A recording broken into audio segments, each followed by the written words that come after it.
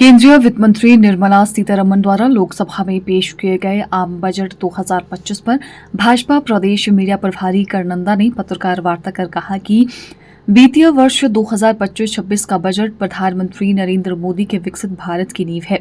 यह बजट सरकार के विकास को बढ़ाने, सभी के विकास, मिडिल क्लास की क्षमता को बढ़ाने के लिए समर्पित है। करनंदा ने कहा कि अगर हिमाचल की बात की जाए तो केंद्रीय बजट बड़े वर्ग को राहत प्रदान करने वाला है। विशेषकर नई कर व्यवस्था के तहत 12 लाख रुपए तक की वार्षिक आय पर कोई आयकर नहीं लगने से प्रतिवर्ष 80,000 रुपए की राहत मिलेगी। इस निर्णय से कर्मचारियों और पेंशनरों वर्ग के साथ छोटे व्यापारियों एवं कारोबारियों को राहत मिल सकेगी। इसके अलावा किसान क्रेडिट कार्ड लिमिट बढ़ने से करीब 9.97 लाख किसान परिवारों को लाभ मिलेगा।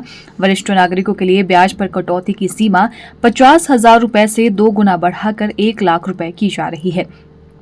करनंदा ने कहा कि केंद्र सरकार ने बौद्ध टूरिज्म पर भी फोकस करने की घोषणा की है। इससे धर्मशाला, कुल्लू, मनाली, लाहौल स्पीति में टूरिज्म को बढ़ावा दिया जा सकता है। देश में 50 शीर्ष पर्यटन स्थल विकसित करने की घोषणा से हिमाचल को लाभ मिल सकता है। अगर केंद्र सरकार की इस योजना के तहत हिमाचल के मुख्य पर्यटन स्थलों को विकसित किया जाता है तो निश्चित तौर पर हिमाचल के पर्यटन को लाभ होगा। इससे युवाओं के लिए पर्यटन के क्षेत्र में रोजगार के द्वार भी खुलेंगे। केंद्र सरकार ने इस बजट में हर वर्ग का विशेष ध्यान रखा है। हमारा केंद्र बजट जो है वो कल 1 तारीख को आया है और उसमें यह बजट जो है ये ऐतिहासिक है। और जिस प्रकार से प्रधानमंत्री नरेंद्र मोदी जी एवं केंद्र की सरकार वो विकसित भारत की तरफ काम कर रही है, उसकी नींव है।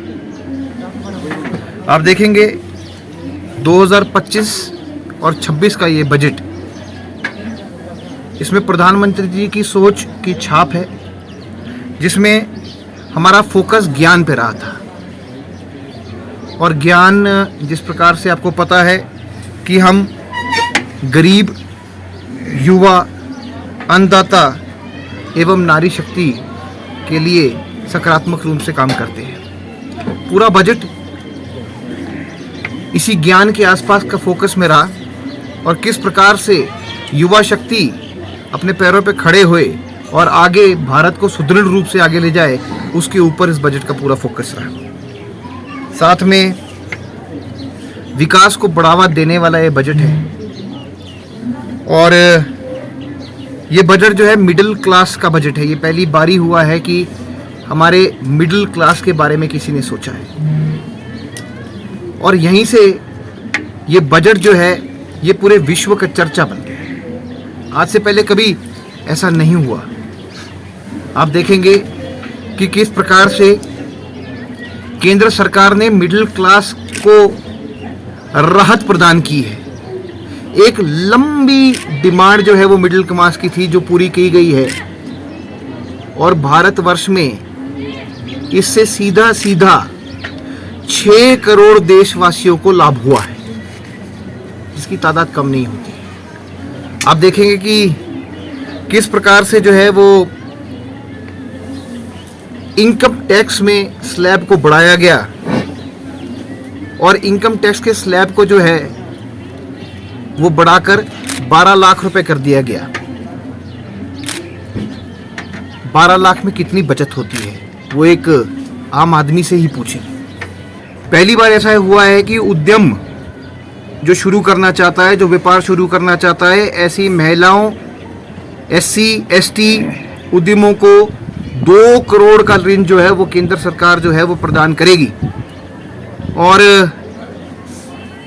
अगर आप देखेंगे कि ऐसे 5 लाख लोगों को हम कवर करने जा रहे हैं और इसकी तादाद से भी जो है बहुत बड़ी एक वृद्धि जो है वो हिमाचल प्रदेश और देश को आर्थिक रूप से होने वाली है। अगर हम वित्तीय सहायता की बात करें तो वित्तीय सहायता को की लिमिट जो है उसको बढ़ा दिया गया है और 3 लाख से अब वो 5 लाख करोड़ रुपए जो है वित्तीय सहायता कर दी गई है और जिससे जो है सभी प्रदेशों के वित्तीय सहायता जो मदद मिलती है।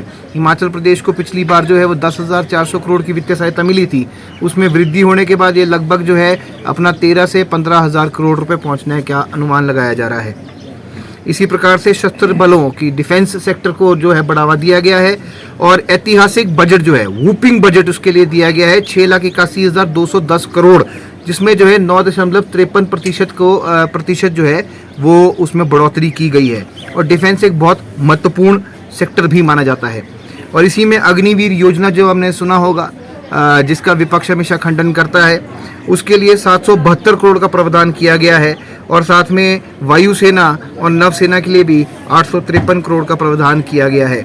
ये अपने आप में एक बहुत बड़ी बात है। Bureau report, channel 9 Shimla.